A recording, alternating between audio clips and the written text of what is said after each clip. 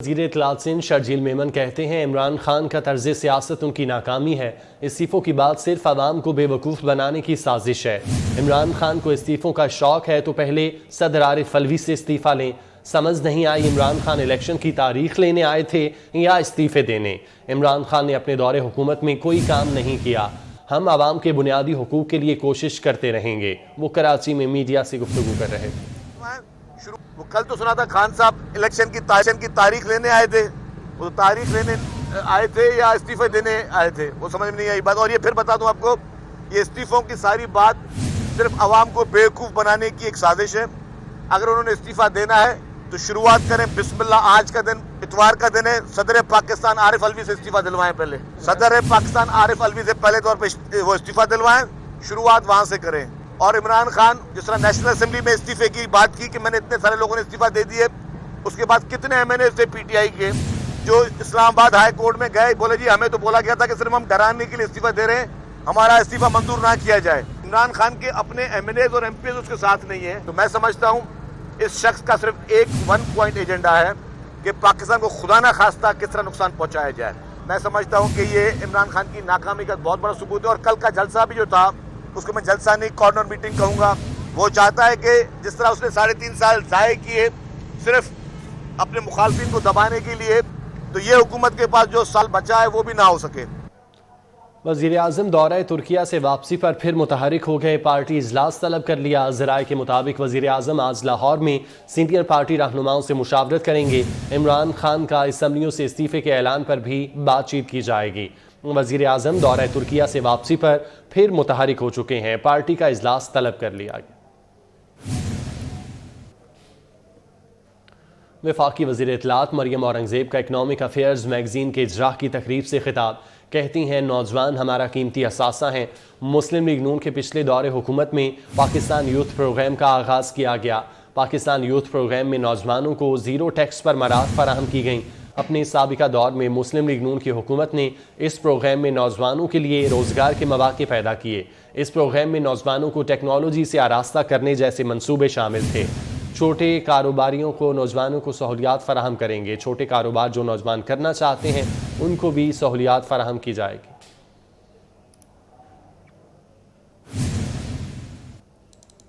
Army chief general Qamar Javed Bajwa کے خلاف مذموم مہم، آئی ایس پی آر کا کہنا ہے کہ army chief general Qamar Javed Bajwa اور ان کی فیملی کے اثاثوں سے متعلق سوشل میڈیا پر گمراہ کن اعداد و شمار شیئر کیے گئے۔ یہ گمراہ کن اعداد و شمار مفروضوں کی بنیاد پر بڑھا چڑھا کر پیش کیے گئے۔ یہ خاص گروپ نے نہایت چالاکی اور بددیانتی کے ساتھ جنرل باجوہ کی بہو کے والد اور فیملی کے اثاثوں کو آرمی چیف اور خاندان سے منسوب کیا۔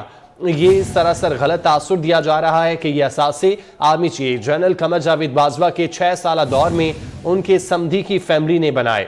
Army chief general Qamar Javed Bajwa کے خلاف مذموم مہم، آئی ایس پی آر کا کہنا ہے کہ army chief general Qamar Javed Bajwa اور ان کی فیملی کے اثاثوں سے متعلق سوشل میڈیا پر گمراہ کن اعداد و شمار شیئر کیے گئے۔ نمائندہ خصوصی احمد منصور ہمارے ساتھ موجود ہیں، تفصیلات ان سے جانتے ہیں۔ احمد منصور، بتائیے گا اس متعلق آئی ایس پی آر نے کیا کہا ہے؟ دیکھیں، آرمی جنرل قمر جاوید باجوہ کے خلاف جو ایک مذموم مہم تھی چل رہی تھی ان کے اثاثہ جات کو لے کر، اس پر آئی ایس پی آر نے ترین بیان ہے وہ جاری کیا ہے، جس میں یہ کہا گیا ہے کہ army chief general Qamar Javed Bajwa اور ان کی فیملی کے اثاثوں سے متعلق جو سوشل میڈیا پر گمراہ کن اعداد و شمار شیئر کیے گئے ہیں، یہ مفروضوں کی بنیاد پر ہیں، بڑھا چڑھا کر پیش کیے گئے ہیں، یہ آئی ایس پی آر نے کہا ہے۔ اور ساتھ یہ کہا ہے کہ ایک خاص گروپ نے نہایت چالاکی اور بددیانتی کے ساتھ جنرل باجوہ کی بہو کے والد یعنی کہ جو سمدھی ہے اور ان کی فیملی ہے، ان کے اثاثوں کو آرمی چیف اور خاندان سے منسوب کیا ہے۔ یہ سراسر غلط تاثر دیا جا رہا ہے کہ یہ اثاثے army chief general Qamar Javed Bajwa کے 6 سالہ دور میں ان کے سمدھی کی فیملی، اور آئی ایس پی آر نے کہا ہے کہ یہ قطعی طور پر منافی اور کھلا جھوٹ بدنیتی پر مبنی ہے۔ Army chief general Qamar Javed Bajwa, ان کی اہلیہ اور خاندان کا حق ایف بی آر میں باقاعدہ ڈکلیئر ہے، اور آرمی چیف اور ان کا خاندان باقاعدگی سے ٹیکس ریٹرن فائل کرتے ہیں۔ اور آئی ایس پی آر نے اپنے اس اعلامیے کے آخر میں یہ کہا ہے کہ ہر شہری کی طرح آرمی چیف اور ان کی فیملی ٹیکس حکام میں متعلق ہے۔ اچھا احمد منصور، یہ بھی کہیے گا ایک خاص گروپ کا ذکر کیا گیا ہے، کیا اس گروپ کے خلاف کوئی کارروائی بھی کی جائے گی؟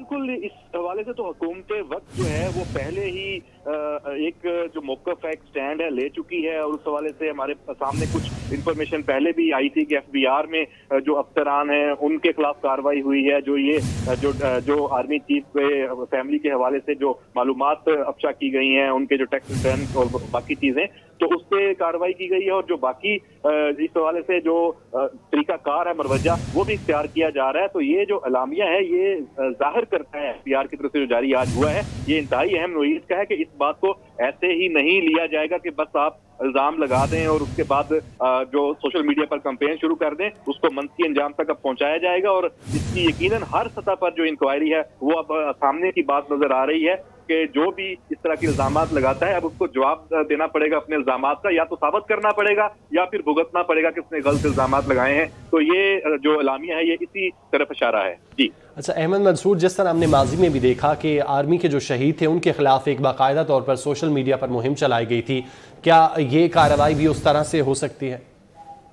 جی بالکل، یہ دیکھیں یہ ایک پورا ایک طویل جو ایک سلسلہ چلا آ رہا ہے، یہ اسی کی کڑی ہے. اس میں آپ دیکھ سکتے ہیں کہ پہلے جو ایک جو سیاسی جماعت ہے اس کی طرف سے رجیم چینج کے حوالے سے الزامات، پھر جو ہماری جو قیادت ہے فوج کی اس کو ملوث کرنے کی کوشش، پھر ان کو تنقید. پھر جب جنرل باجوہ نے اپنی سبکدوشی کا اناؤنس کیا کہ وہ اس سال 29 نومبر کو سبکدوش ہو رہے ہیں، تو اس وقت بھی یہ چیزیں آنا شروع ہو گئی تھی. ایک خاص گروپ ہے وہ تیاری کر رہا ہے ان کو ٹارگٹ کرنے کی، اور جب ان کی ریٹائرمنٹ کا وقت آئے گا تو اس حوالے سے اس طرح کی جو سٹوریز آئیں گی. اور وہی ہوا، جو باہر بیٹھے کچھ جو پہلے جو جرنلسٹ تھے ان کے اپنے معاملات تھے اور انہوں نے وہ پہلے بھی اس طرح کے کام کرتے رہے ہیں. آج اس دفعہ پھر ہم نے دیکھا کہ آرمی چیف جب ریٹائر ہونے لگے ہیں تو انہوں نے ان کو پھر جو دباؤ کا شکار کرنے کے لیے ان کو اپنی جو پچھلی جو چیزیں ہیں وہ پوری نہ ہونے کی پاداش میں ان کو نشانہ بنایا. تو یہ لیکن ISPR نے جو آج سٹینڈ لیا ہے اور یہ اعلامیہ جاری کیا ہے، اس سے یہ ثابت ہوتا ہے کہ فوج اور ادارہ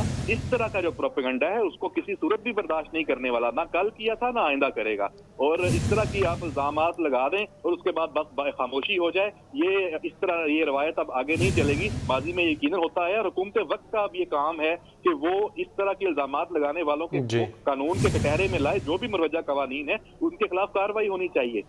ٹھیک ہے احمد منصور، بہت شکریہ آپ کا. سینئر تجزیہ کار سلیم بخاری صاحب نے ہمیں جوائن کیا ہے، ان سے اس متعلق بات کرتے ہیں. بخاری صاحب بہت شکریہ وقت دینے کے لیے. ISPR کی جانب سے وضاحت دی گئی ہے جس طرح سوشل میڈیا پر آرمی چیف کے حوالے سے ایک پروپوگنڈا شروع کیا گیا ہے، اس متعلق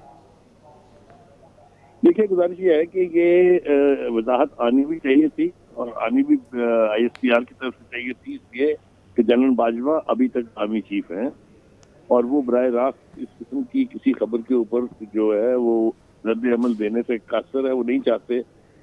یہ جو بیان ہے ISPR کا، اس نے کیٹیگوریکلی ڈینائی کیا ہے ان تمام چارجز کو جو لگائے گئے ہیں.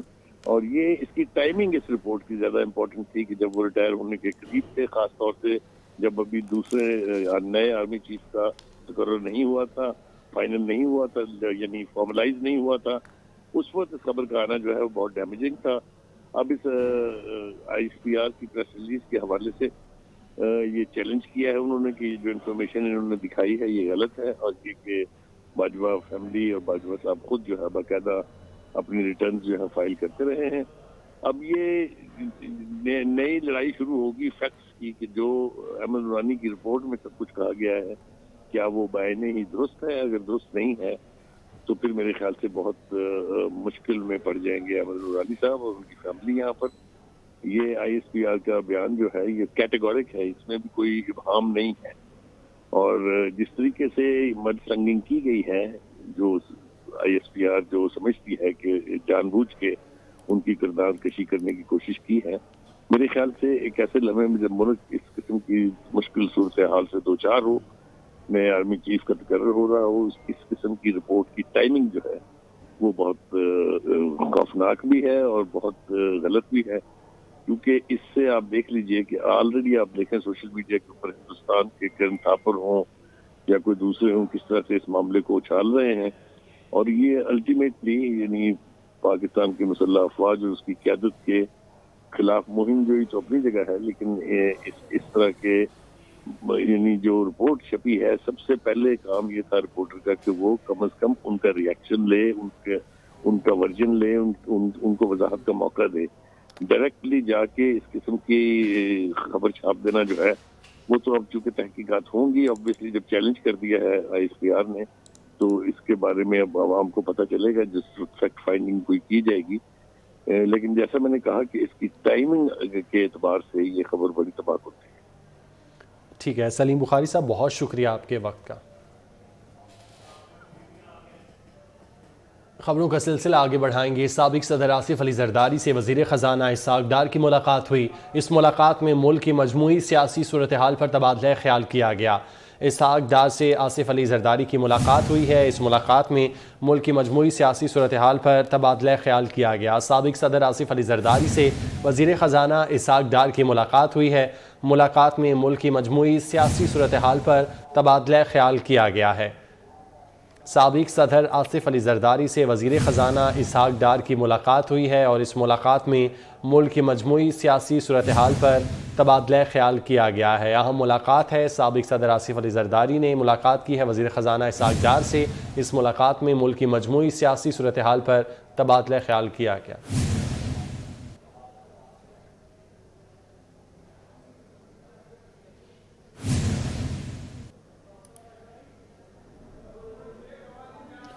नीलम वैली के 2 हलकों में बल्दियाती इंतखाबात के लिए पोलिंग जारी है। मर्द और ख़वातीन की कसीर तादाद हक़ राय दही के लिए पोलिंग स्टेशन पहुँच चुकी है। अमन व अमान की सूरत हाल बरकरार रखने के लिए पुलिस की नफरी भी मौजूद है। मज़ीद तफसीलात अशफाक अब्बासी से जानते हैं। जी अशफाक। जी बिल्कुल, 31 साल के बाद आज़ाद कश्मीर में आज बल्दियाती इंतखाबात के लिए वोटिंग का सिलसिला शुरू हो गया है।